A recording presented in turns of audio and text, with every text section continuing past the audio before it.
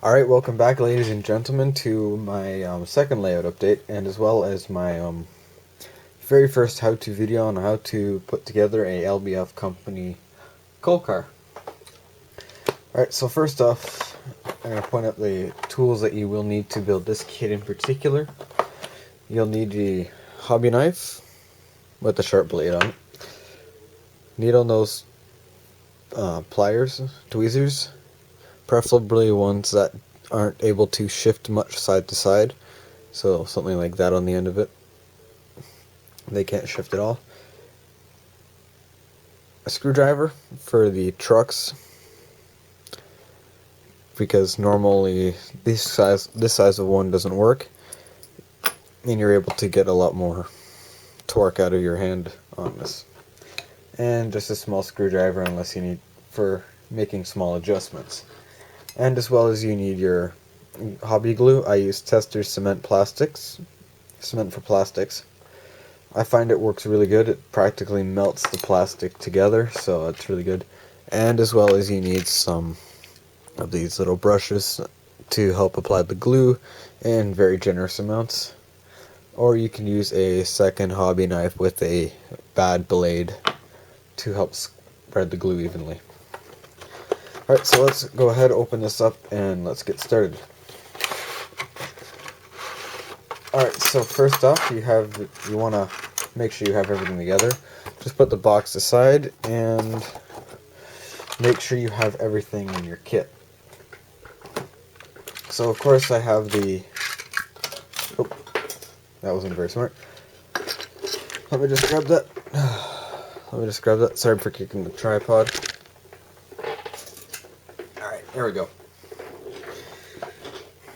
So, you want to make sure you have this. It's kind of obvious that we have it, and as well as everything else in the instructions. Now, I'm not going to be using these ones because when I do a kit that I have more than one of, or it's a really complicated kit, I just pin the instructions up to the board, and those are the instructions, and I won't be referring to them much because I've already done this several times.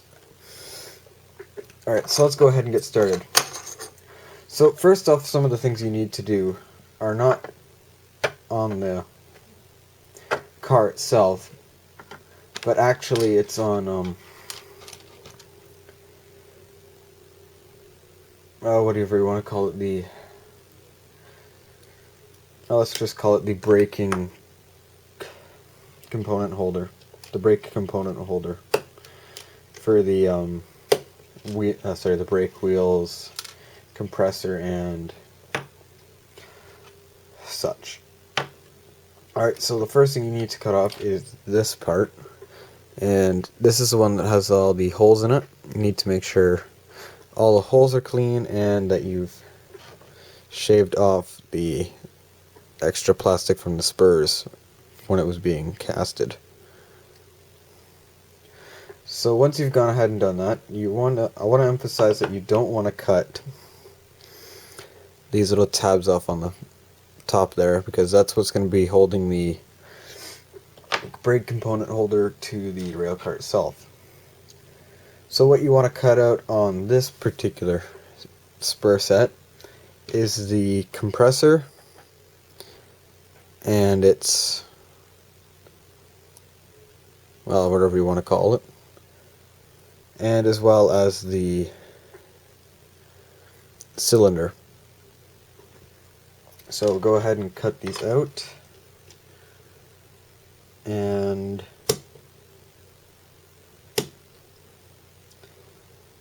take that off, and as well as this one. I mean, these kits are pretty durable, so you don't have to be too delicate, but I wouldn't be completely reckless that you end up breaking it. Alright, so what a common thing that most modelers would want you to do is just make sure that it's fitting together properly. When we call it dry fitting.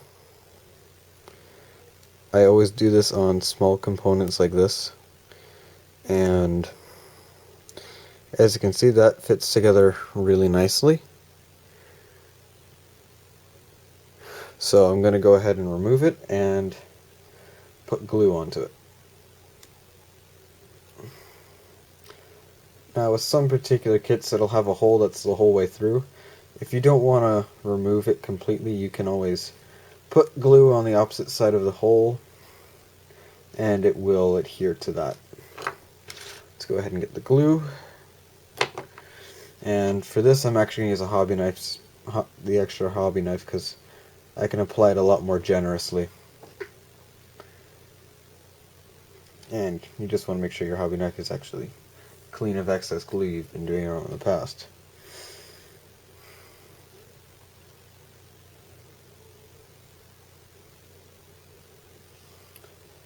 Be very generous and careful while you're doing this to not get glue on anything else of plastic around the area, because there is a good chance it'll eat through it. And you can take your time with this to line it up. It's not gonna dry really quickly. It's basically the slow drying super glue of the world, in my opinion. Alright, so that one's attached, and let's go ahead and attach the cylinder. When you attach the cylinder, you want to make sure that the cylinder's the fork is actually facing inwards towards the car. Otherwise it won't go on at all.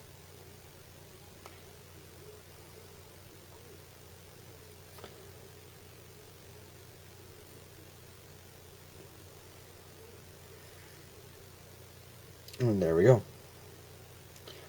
So now that that is completed, let's go ahead and cut out the other one. You don't have to do anything additional onto... Oh, wrong knife. You don't have to do any additional part adding to the one that's not on the braking component end. Alright, so set those two aside for a second. And let's go ahead and turn this around. And, well, let me just make sure you guys can actually see what I'm doing. Alright, there we go. So, now you can actually place this in. Now what you want to do first is put the small, you want to actually place it in as evenly as possible so it just gently sits down there. And again, I'm dry fitting it to make sure it works. And if it works and it's nice and snug, you can just pop it out with a hobby knife. And there you go. So I'm going to generously apply some glue to just the sides here. Just scrape, if you're using a hobby knife, just place it on the opposite side and slowly scrape in so the glue is on the inside of the frame. And the same thing on the other side.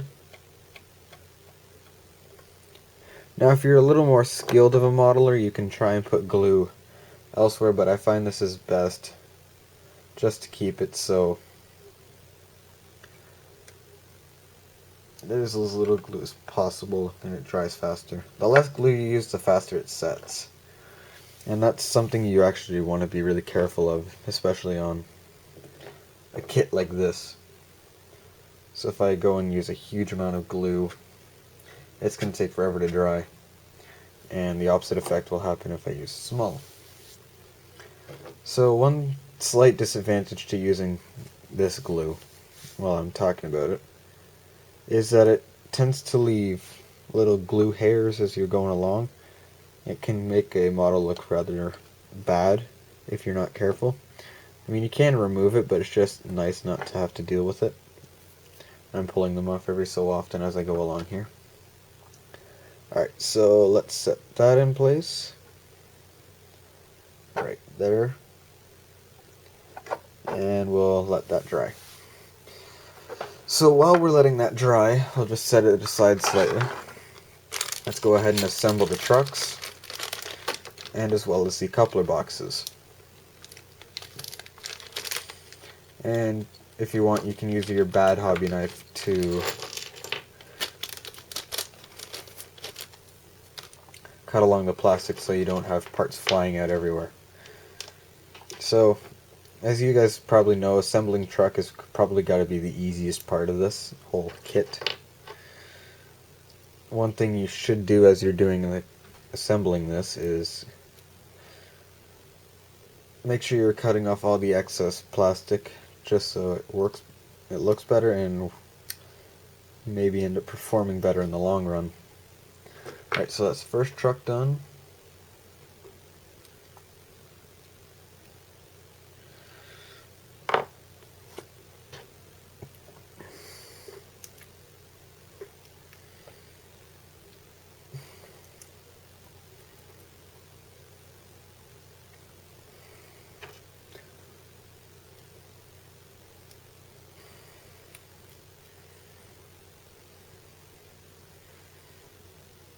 There's the second truck done. Alright, so as you guys know, normally I do use KD couplers. These are not them. They're just simple, well, they are KD couplers, but they're not the number 5s that I love to use so much. So now that these have had a fair amount of time to dry, what you want to do is take your hobby knife and just place it in the hole where the screws are going to go, and just spin it around just to get all the burrs off of it. Now in some higher end kits you shouldn't have to do this, but apparently for the LBF cars you do. It's just a little bit more work you have to do, but that's not much of a problem. Especially for when you pick it up for a really low price, and quite frankly, who cares? Alright, so now what you want to do is you want to cut out the coupler box holding in the truck mount, which are these two ones. You want to cut all 4 pieces. You don't have to do any gluing here, but if you want to, you can.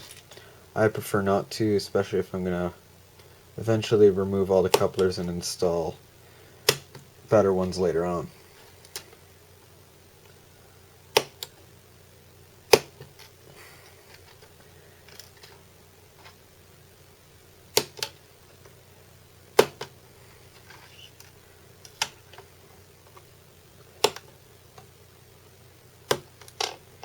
Alright, so that's all done. Just make sure you get any burrs in the castings, trim it if you need to.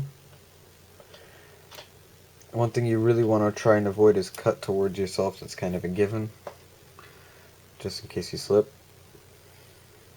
And if you guys didn't know, having a sharp tool is a heck of a lot better than having a dull tool. So I definitely recommend changing out your blade if you're having a hard time cutting things and trimming through things. Alright, so the truck and the coupler box go together basically like so.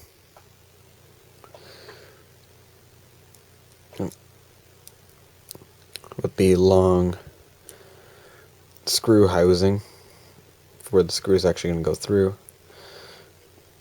Goes through the biggest hole, and you'll have something like this. So when you place it down on the kit, you want it so the screw house it's facing up like this. So you can just place that down like that. Now one thing you actually want to try and remember to do is make sure you have the couplers in there.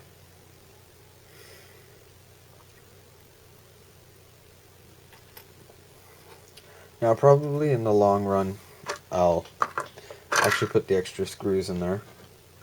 See if I can actually get these screws in this time, because in the past I've been having some trouble fitting it all together. Now some of you are probably thinking that this screwdriver is far too big for this screw, but it's actually a really snug fit for it.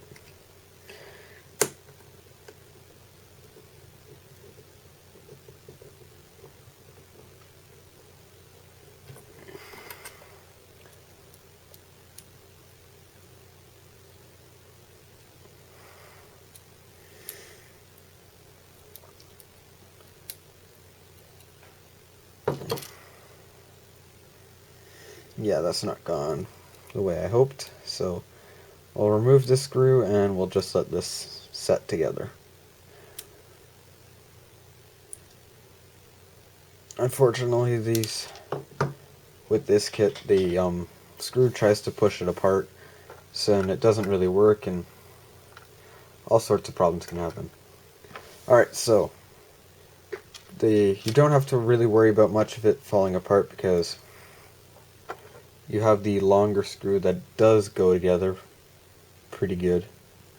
You want to feed the screw through the trucks and through the coupler mounting box, being somewhat gentle, trying to push it through. And when it comes time setting it on the trucks, well, setting it on the car itself, and I just dropped the coupler because this one is being a lot more of a pain than it should be. Alright, so one thing you can do to try and help it not be a pain is setting it on the truck, setting it on the model itself and just start screwing it together. Now you want to be really careful not to over tighten it and cause it to bend and later not work, and then you'll be out of luck.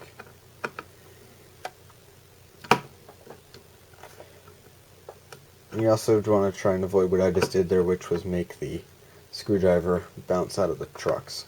Sorry, bounce out of the screw. Alright, so that's together. I'll just take a quick drink and I will get on to the next truck.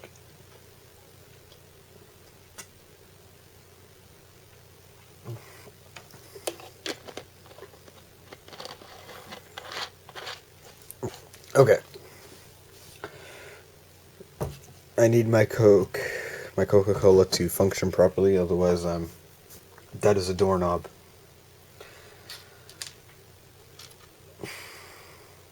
So, same deal for the other side.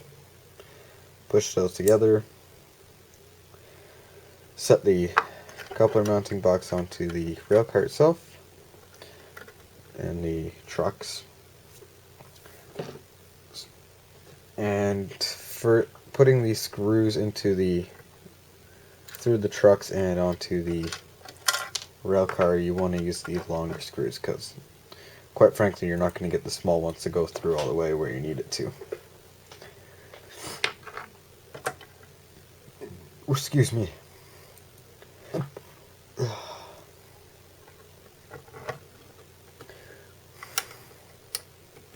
And you also want to make sure you've actually lined up the holes properly before you start screwing, otherwise you're just going to scratch up the bottom of the rail car. And it won't look good if you've got it in the absolute wrong spot.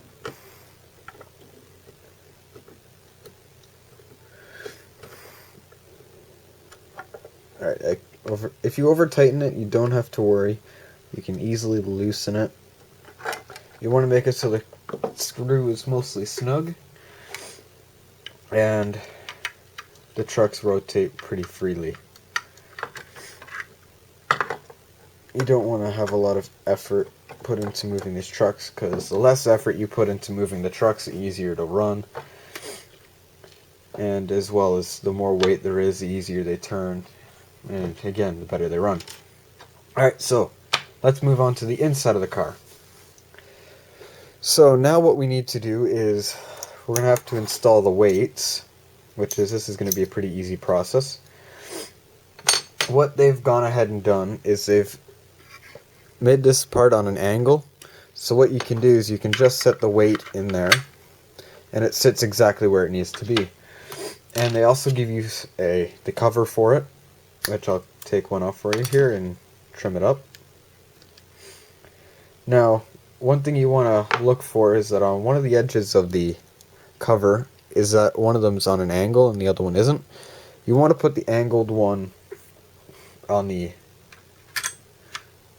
face, well, the angled edge along this side of the car.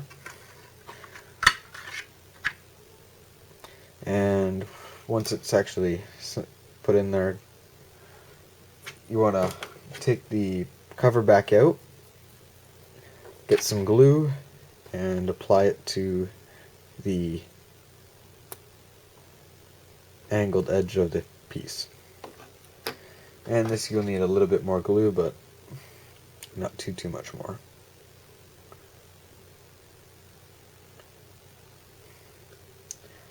Don't be afraid to actually wipe it off with your hand. This stuff isn't corrosive or anything like that. Alright, so just drop that in place, and it's good. Just let it set, and let's move on to the next side. Same thing, place the weight in there, let it drop down to the correct angle. Take off the spur for the other cover, give it a trim, and again apply glue to the angled edge and place it in the car.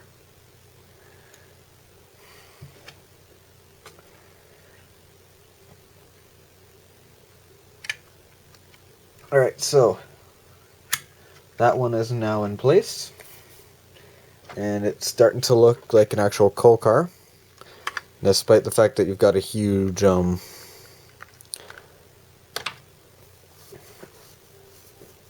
huge piece of plastic sticking off there from the molding itself.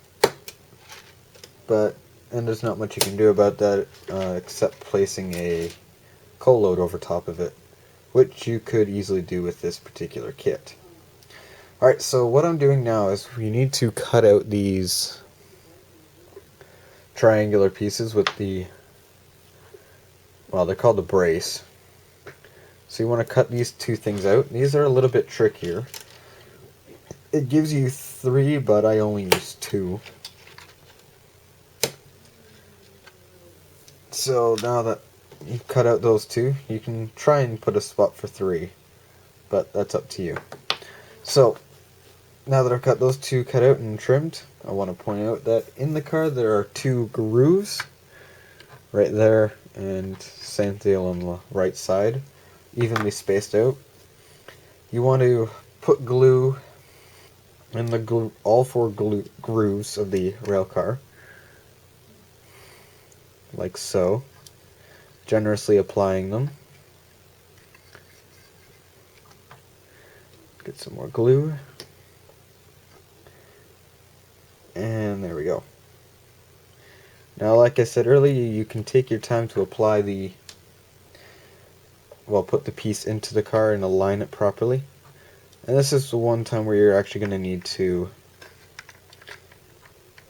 may have to get your hands dirty and use the pliers to properly align it if need be. I just find it best to use my hands with this particular kit because it's relatively simple, and you want to try and make it look as evenly spaced as possible along the bottom because they're not exactly well thought out. But still an easy kit to build nonetheless.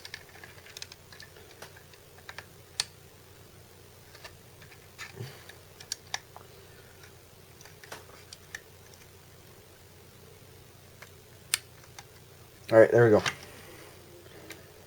There is 99% of the rail car put together. So one other thing that you still have to put together is, of course, the brake wheel. And